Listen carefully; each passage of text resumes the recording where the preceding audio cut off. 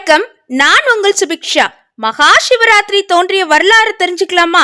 மாசி மாதம் தேய்பிரை சதுர்த்தியில் வருவது மகா சிவராத்திரி. தேவர்கள், அரக்கர்கள், மக்கள்னு இப்படி எல்லோரும் ஒன்றிணைந்து பார்க்கடல்ல இருந்து அமிழ்தம் எடுப்பதற்காண்டி வாசுகி பாம்ப ஒரு கயிறா மத்தா பயன்படுத்துறாங்க. அப்போது திடீர்னு அமிழ்தம் வருவதற்கு முன்னாடி அந்த வாசுகி பாம்பு ஆழகால விஷத்தை கக்கிருச்சு. இதை பார்த்து பயந்த தேவர்கள் இறைவனிடம் வேண்டாங்க. அப்போது அவங்களுக்கு முதல்ல காட்சியளித்த இறைவன் யாருன்னா சிவபெருமான்.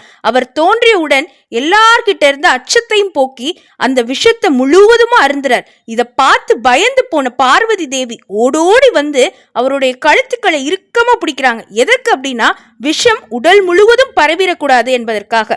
விஷம் பரவாம இருப்பதற்கு இரவு முழுவதும் விழித்திருக்க வேண்டும். இதற்காண்டிதான் தேவர்களும் மக்களும் அவர்கள் பாடல்கள் பாடி நடனம் ஆடி அவர் மீது வெப்பத்தை போக்குவதற்காண்டி அபிஷேகங்கள் செய்து கொண்டாடுறது தான் இந்த நன்னாளான மகா சிவராத்திரி. மற்றொரு கதை என்ன அப்படின்னா, பிரம்மனும் அவர் கொண்டு வந்த உயிர்களுக்கும் பிரச்சனை அப்படின்னு சொல்லி பார்வதி தேவி சிவனிடம் 4 கால பூஜை செய்யறதும் இந்த மகா சிவராத்திரி நன்னாள்ல தான்.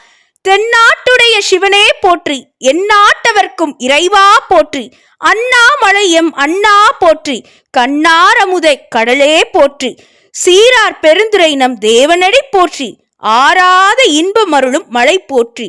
ஈசன் உங்க எல்லோரோடையும் இருப்பார், உங்களுடைய கஷ்டங்களை எல்லாத்தையும் நீக்குவார் என்று கூறிக்கொண்டு உங்களிடமிருந்து விடைபெறுவது உங்கள் புதுகை சுபிக்ஷா.